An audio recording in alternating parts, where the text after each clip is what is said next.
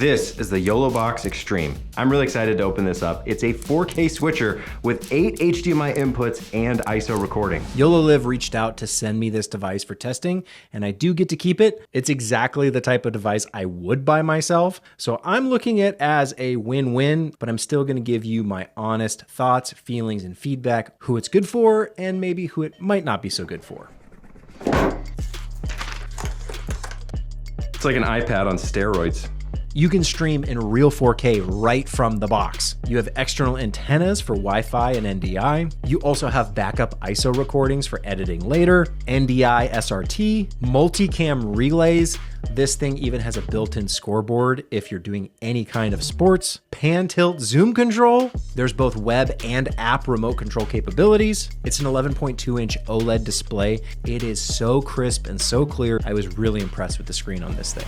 Right now, you're actually watching the YoloBox Extreme. Yes, I've hooked everything up to the YoloBox. Look at all those inputs. You have 1, 2, 3, 4, 5 4K inputs and 3 1080p inputs. And 2 HDMI outputs, Ethernet, USB, mic, line, USB Type-C for data, and USB Type-C for power. My gut reaction when I opened the box was, wow, this thing is solid. You'll notice the screen is built right in. You don't need any kind of computer. The whole device is self-contained. My entry point into the industry was through AV, so all of the inputs, outputs, plugging stuff in, setting it up, diving into the menus, it's just what I love. They even include a cold shoot, a 1/4-20 adapter. It's nice. These look like external antennas. They provide better Wi-Fi signal strength and range to enhance wireless connectivity for Alpha 1, Alpha Cam, NDI, and more. The switcher is a computer. There's no external device necessary, so you can stream right from this. It's got a decent sized battery built in. Even if you have a power failure, this thing will stay on because that battery is right inside. All being powered by a Qualcomm 8 Gen 2 processor. When they say extreme, they mean it. What does it say on here? More power behind every capability. I think that sounds pretty true. Good tagline. I'm used to switching with the A10 Mini Extreme ISO, and this has 8 inputs as well, but it's only 1080p. I do like the ISO recording, but if I get ISO here and some of my inputs are 4K, that's even better. The other thing you need with the A10 Mini is a computer or a phone or a tablet or something to really configure and control it.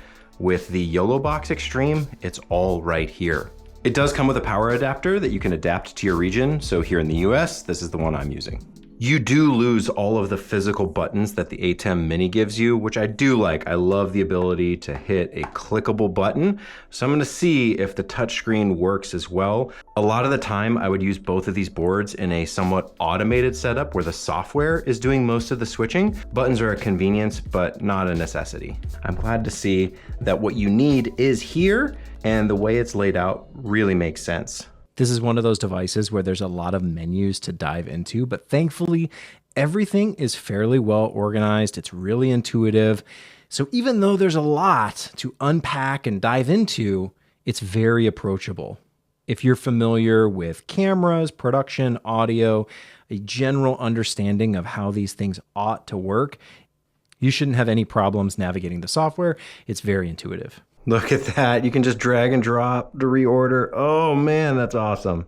In the default mode, a simple tap allows you to switch inputs seamlessly. Very little effort. You just tap and it goes. You can even use layouts as an input source, and there's some default presets, but you can really customize your own. I was able to rebuild what I normally do in post-production right in the board. So here on the left, you can see your standard video sources, but on the right, you can see multi-views, which are these different layouts. You have full control over position, scaling, all sorts of cool layering that you can do with your cameras. It looks like you can even take it up to 4 views in one. From a technical standpoint, this is really impressive. Now I have this incredible 4-camera layout that I was able to set up in a matter of seconds.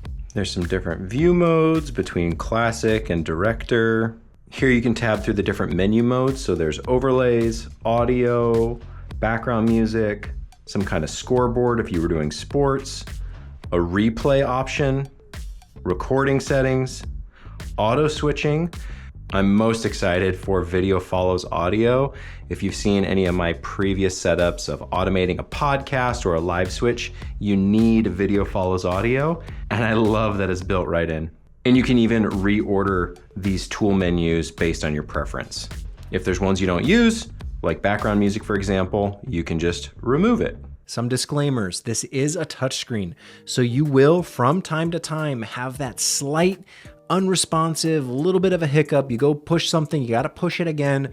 So just be careful, especially on some of the smaller menu items. If you're the type of person that loves tactile buttons, this probably isn't for you, although I'm sure you could get used to it if you're familiar with any kind of smartphone. It's very similar, but it just has that little bit of imprecision that you get with a touchscreen, but that also comes with so many advantages because of all the menus and layering and customization. I do believe they sell an external button device that you can plug into the YoloBox Extreme, so that is an option if you want to take this to that next level and have those physical inputs. You can run a video from an SD card, images, PDFs. You've got HDMI inputs, USB inputs, and these built-in multi-views. I love it. One of the things that's always on my mind these days is that cameras have gotten incredibly powerful and they've gotten really affordable. It's very easy to have 1, 2, 3, 4 or more cameras, and then you're wondering, what do I do with all these cameras? This is the perfect way to manage all of them, whether you're doing a podcast,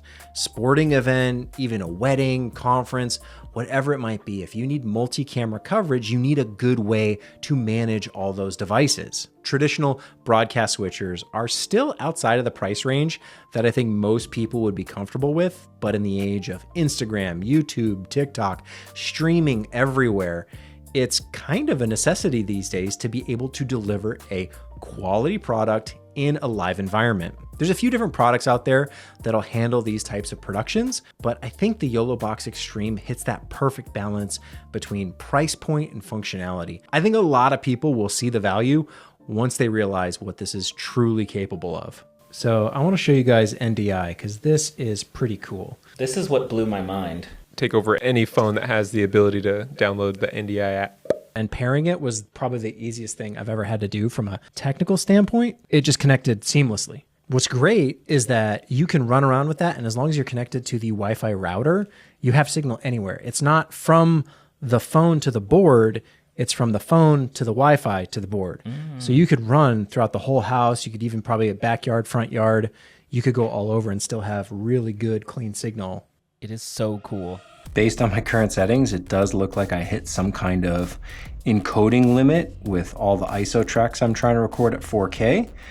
So it seems like you kind of have to mix and match and balance exactly what you want to record. A point of caution, it's very easy to take this to the extreme, but at the end of the day, it is a computer of sorts, and you can definitely overdrive it.